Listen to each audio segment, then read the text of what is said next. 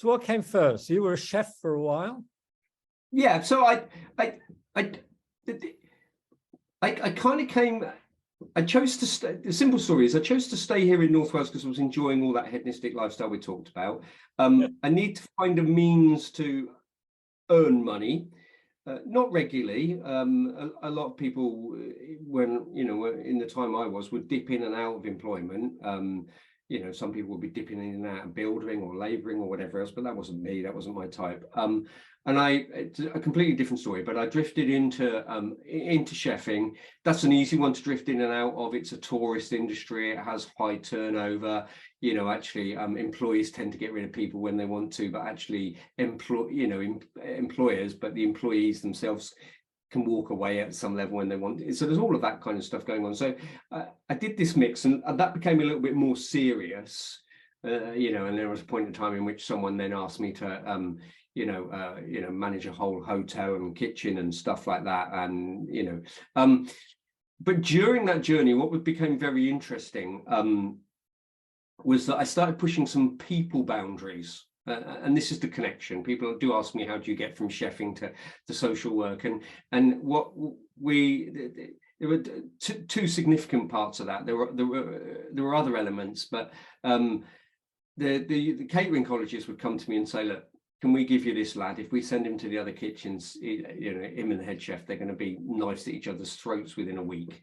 But you obviously run a completely different kitchen here. It's, people have got to be polite. There's no shouting. There's none of that sort of stuff. You got to be nice to each other, including the waiting staff. And so I'd take these difficult lads and work with these difficult lads.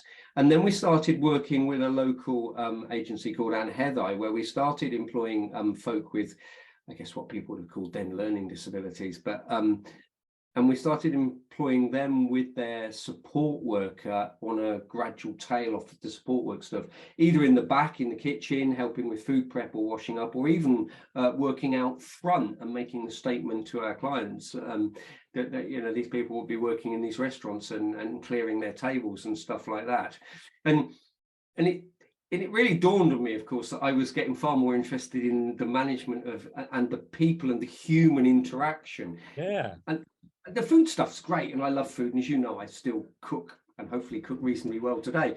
But actually, the people stuff.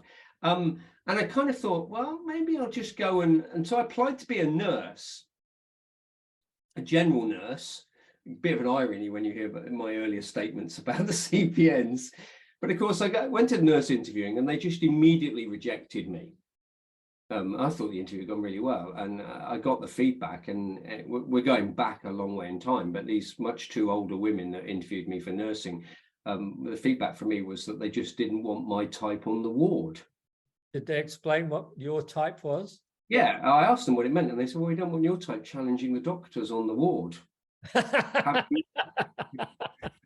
Quote from them, have you considered being social work? And I have to be really honest with you, at that point in time, I just actually went, F you lot. And I went back to kitchens for about two and a bit years and did some more experimenting with people. Got a group of I got this, in chefing terms, I suppose they call them brigade, but I got this group of really young, drug-taking, hedonistic local lads in a kitchen, and they were great to work with, despite all of the challenges that came with them, turning up, having not gone to bed the night, all that kind of stuff, brilliant stuff to work with. And I'm put into that mixture of a white North Wales community. I employed, an Asian lad and a black person, and all just anything I could do to disrupt the human dynamic, and it was all very exciting. And of course, the bug got me, and 2 years later, I applied to be social work, and